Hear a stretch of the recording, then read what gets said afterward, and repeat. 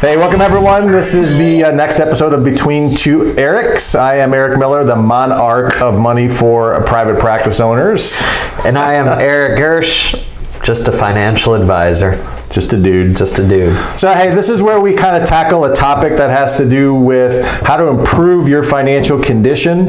And of course, we have a lot of experience with that because we work with a lot of private practice owners. Yes. So today's topic is going to be, why does your financial plan fail? And, you know, our experience has been that most people are having a financial experience that is not good. And the primary reason for that is that they don't have a plan.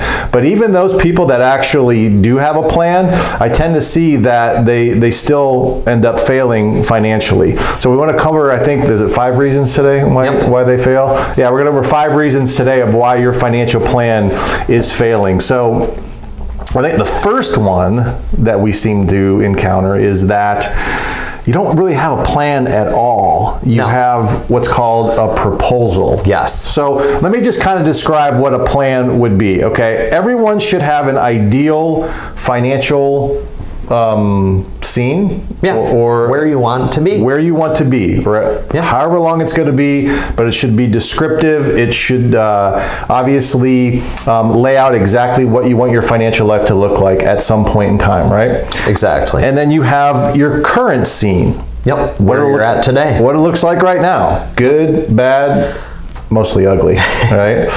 The purpose of a plan is to make sure that you have the right targets, attitudes, and action steps that are going to bridge the gap between point A and point B. Yep, right? That's simple. Yeah, but what are most people operating on? Well, I think most people just operate, they've got this thing from some advisor and it tells them what products to buy, and that's really the gist of it. You know, it might be 3-4 pages long and nothing else. Yeah, it's not really, it's a proposal to buy it's a sales proposal, nothing else. And that's, I mean, there's going to be some products in most plans. It's not a bad thing, but it shouldn't be only products. Yeah, there should be directives and steps and action steps and programs of things that you should do that are going to improve your condition, right? Yep. Not just, hey, buy XYZ mutual fund or buy this insurance product, or, you know, just be a proposal, be a plan disguised, right? Or a proposal disguised as a financial plan. Exactly. I think that's what most people are around. Okay, so that's number one. All right, so just take a look and see, hey, am I operating on a proposal, or is there an actual plan there that's written out that you know, gives you the exact action steps of what you need? Yep. Okay, so what's number 2? Number 2 is no statistics. A lot of the financial plans that we see from other advisors, other firms, they don't actually track anything. Wait a minute, though. Don't you see like all these pretty charts and these pretty graphs and all these like simulations of, if I just put this much away for, like, you know, the next 20 years, then I just might be able to like retire? What are you talking about? There's no. Well, yeah, you see that. You see modeling that goes out 30 years that isn't going to come remotely true because it's based on straight line assumptions, and life never works that way. No, it doesn't. But what you should see is statistics, things that you're tracking on an annual basis. Yeah, or even monthly, right? Yeah. That you can look at on a monthly basis and say, am I getting better or am I getting worse? Exactly. Right? And it's not just, you know, a net worth or an investment performance. That's not really a statistic, is it? No. So, you know, we have like 17 different metrics that we track, right? And we track them, you know, we can track them monthly to make sure that people are progressing towards, you know, their optimum scene, right? Yep. If you don't have that, how do you know you're getting any better? You don't. Just the words of wisdom that come out of your mouth just astound me. You just kind of feel like you're getting better. You know? I think I'm getting better. Might be, might not be. I'm not really sure. We'll be positive. Okay, number 3, this is our personal favorite, of why your plan is failing is there's no one holding you accountable. Yeah. So that's a big one. Yeah, when you're dealing with practice owners that have a financial advisor, like how often are they generally talking with their advisor?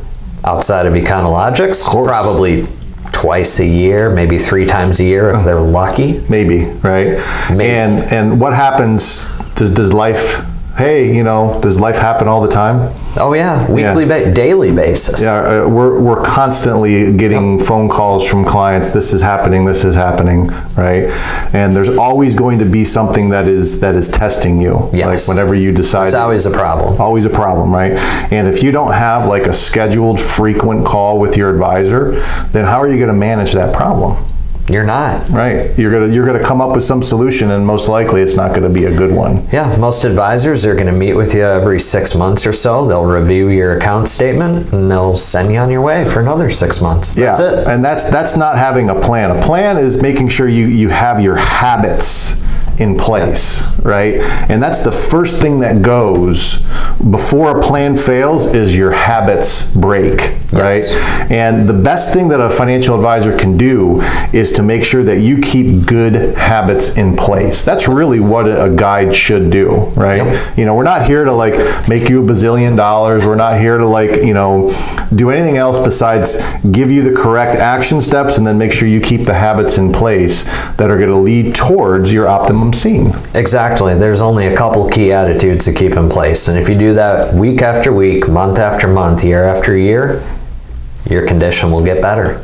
100% of the time, or at least 99.9% of the time from a compliance point of view, right? Yeah. Okay, so the next one would be, so is that 3? Yep. Yeah. So the next one would be, of course, another fan favorite right here. Oh yeah. Okay, this is the biggest reason why most plans fail is that you get advice from too many advisors. Too many advisors. Now, I know there's some people out there that see these, these family offices that have multiple advisors and they think that's what I should have. I should have a bunch of advisors that are giving me advice. But what you don't see is that those big family offices have one person that is in charge and is there to coordinate everybody else. Yeah. They're not getting a bunch of advice from 10 different people. Okay? No. They have one person coordinating that, right? Yep. So as an advisor, like how many times have you seen this where you had to fight with clients of like getting advice from their Uncle Joe, who got an insurance license back in 1975, right? And is like that's their point of like, okay, I'm going to take advice from him. Oh yeah, this is the hardest part. The client's got some friend they went to college with who has an insurance license down in Alabama, or they have a dad who was a CPA back in the early 90s and has his opinion on this and that. And they get all these different opinions surrounding their financial condition and all these different directives on what they should do. And next thing you know, the client's caught in the middle and they don't want to do A because person B is saying to do C, and they just spin. Yeah. It doesn't go anywhere. Exactly. So look, the plan fails because of that. So you just can't have multiple advisors. I know people just, they want to think that they can. Here's the thing. Just find a philosophy that aligns with you, right? Like ask your advisor what his philosophy is on money, right? Ask what his process is to get you into a better financial condition, and then just follow it, right? And if it's not working because they don't have any stats or you're not seeing progress, okay, then that would be the judge of that, right? But don't start taking a bunch of opinions about, life insurance or investments or anything else from other people. No. Because you're not going to get a good answer, and everyone seems to just want to make everybody else wrong anyway, right? Like I have a better system, or I have this, or I have that, right? And that's I think the nice thing about us is like, hey, we have stats, right? The stat is either going up, it's going down, or it's going sideways. That's it, right? There's like, that's the way. You know where to improve. It's proven where you need to improve. That's it. That's right. And then what is the action steps you need to get there? Exactly. As simple as that. Okay. Then the last one, which I think, I'm trying to remember. Oh yeah, I remember. You just don't implement. Yeah, that simple. You get a plan, you got, some ink on some fresh paper, and you set it aside. Yeah, that's it. So it's just like you pay for a plan, you pay for like advice, and then you just let it sit on your desk. Not going to make you rich. And you mean to get to it, but all the other 1,001 things that are in your life right now are preventing you from doing that, right? Yeah. So that is a big reason why most plans fail, is that the person just doesn't take responsibility for their condition, and they don't want to put the time in Very true. right, to actually get things done, right? Yeah. And that is a pretty big reason why people fail. But look, you know, it just doesn't take much, Yeah. right? Even if it's just like an hour a week, you know, you just build on it. Exactly. You know, it doesn't take a lot of time to get some of these things done. No. Not at all, No. right? Once you get the system set up, Yeah. it's more or less just kind of monitoring it, you know. Monitoring it, tweaking it as needed, and keeping it going month after month, year after year, That's like it, we man. said. This is so simple, guys. This is really really is. simple. So, okay, well, I think that's good. Yeah. I like that. So fist bump on that one. There you go.